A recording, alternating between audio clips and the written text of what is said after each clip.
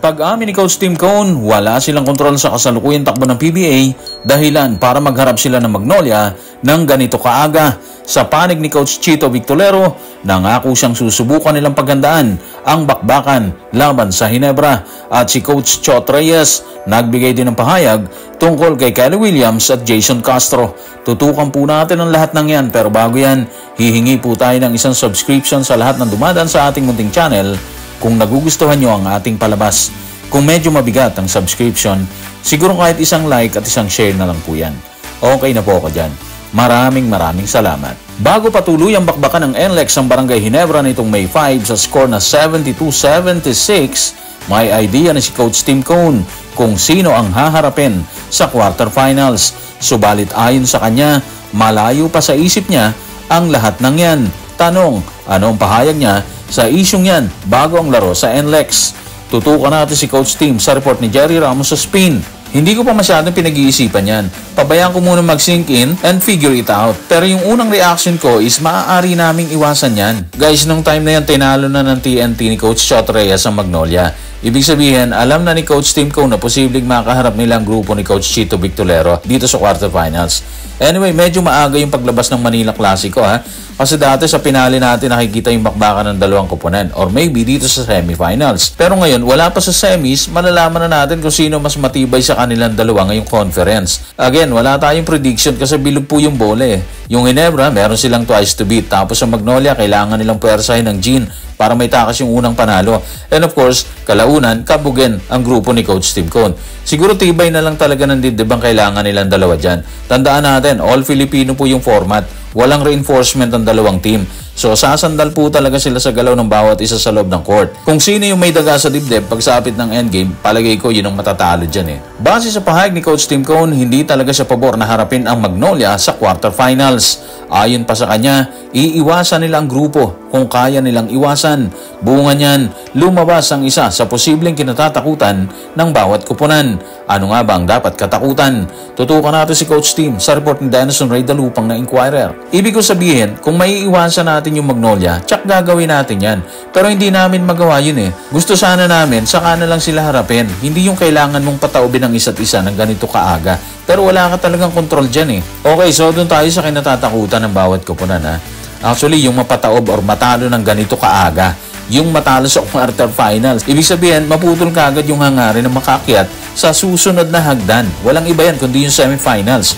Pero dahil may kartadang 7-4 ang Ginebra, habang 6-5 naman itong Magnolia, wala silang choice kundi harapin yung isa't isa. Number 2 at number 7 na kupunan base sa team standing. Anyway, sigurado naman tayo na gagawin nila yung lahat para makausad sila or ang isa sa kanila sa semis. Depende na lang siguro yan sa strategy na ilalatag nila habang nandun sila sa bakbakan. So, depende rin yan sa maging execution ng players kapag andun na sila sa court. Yung Ginebra, maaga nilang pinahinga si C-Stand at si Scotty. Ibig sabihin, nasa maayos na kondisyon ng dalawang key players ng Barangay Ginebra. Malaking factor po yun. Malaking bagay yung fresh legs na papasok dito sa quarterfinals. Habang tila nang hihinayang si Coach Tim Cone na maaga nilang haharapin ng Magnolia, nagpaunlak naman ang pahayag si Coach Chito Victolero. Ayon sa kanya, kailangan nilang kumayod para mapahaba ang schedule ng bakbakan. Ano nga bang sinabi ni Coach Chito sa isyong yan? Tutukan natin si Coach sa report ni Richard D. ng The Manila Times. Wala na tayong magagawa dyan eh. Hindi na natin maiwasan yan. Wala na tayong kontrol sa mangyayari. Susubukan na lang natin paghandaan to ng gusto, galingan, at sana ma-extend pa ng isang laro. Dig deep. Doon tayo guys ha. Makikita mo kasi doon yung kagustuhan nilang manalo sa laban versus Ginebra. At katulad ni Coach Tim Cone, aminado si Coach Chito na wala silang magagawa doon. Hindi na maiiwasan eh. Kaya para sa kanya, magtrabaho na lang ng mabuti. Galingan, ayusin ang bawat game plan para mapahaba ang serye or maikasan nila ang do or die versus Ginebra. Do or die kasi once na tinalo nila yung Jeans, may bukas pa, di ba? Pero syempre, depende talaga sa magiging pulso ng Magnolia. Kung magiging magandang pulso nila versus Ginebra, pwedeng mapuwersa nila ang isang do or die. Kung bibigay sila kagad, maaga silang magbabakasyon. Yun lang siguro yun. Pero guys, magandang abangan natin to.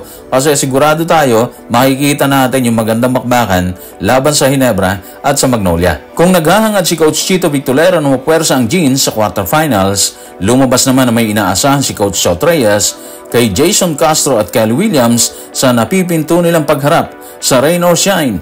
Ano nga ba ang inaasahan ng dating coach ng Gilas Pilipinas?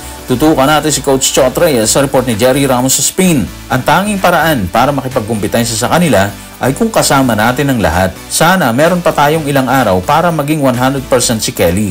Sana maayos si Jason. Yun ang unang-unang inaalala namin. Tiyakin na nagre-recover sila at 100% na handa sa bakbakan.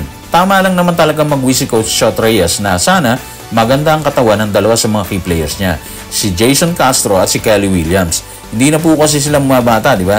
Kaya sigurado tayo, kailangan po nila ng maayos na pahinga ng katawan at isipan. Nung bakbakan ng TNT at Magnolia, kumamada si former MVP Kelly Williams ng 19 points, 8 rebounds at 4 assists. Sa panig ni Jason Castro, pumamada siya ng 18 points. Ibig sabihin, sumasabay pa rin sila sa takbo ng bakbakan, di ba? Hindi naging factor yung edad sa mga oras na yon. Pero syempre, hindi magiging ganun kadali sa TNT ang lahat, di ba? Kasi sigurado tayo na naghahanda rin si Coach Yang Yao para puwersahin ang TNT. Ibig sabihin, magiging mainit din ang bakbakan ng dalawa bukod sa Ginebra at Magnolia na tinawag na Manila Clasico. So guys, maraming salamat.